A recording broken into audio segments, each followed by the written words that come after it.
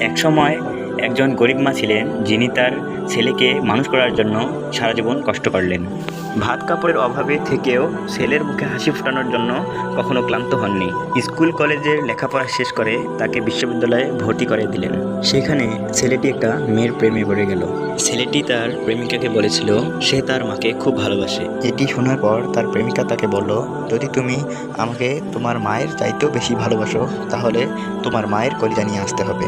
ছেলেটি দোটানায় পরেও অন্ধপ্রেমে তার মায়ের কাছে ছুটল। কোনো চিন্তা ভাবনা না করেই প্রেমিকাকে পাওয়ার জন্য রাতের অন্ধকারে তার মায়ের কলিজা বের করে নিল। কলিজা নিয়ে যাওয়ার সময় রাস্তায় হঠাৎ হোঁচট খেয়ে পড়ে যায় সে। কলিজার টুকরা হাত থেকে পড়ে যায়। তখন সেই কলিজা থেকে আওয়াজ আসলো, বাবা ব্যথা পেয়েছিস? ঠিক আছিস তো? ছেলেটি কান্নায় ভেঙে পড়ল এবং সেই মুহূর্তেই সে বুঝতে পারল মায়ের ভালোবাসার চেয়ে বড় আর কোনো ভালোবাসা নেই।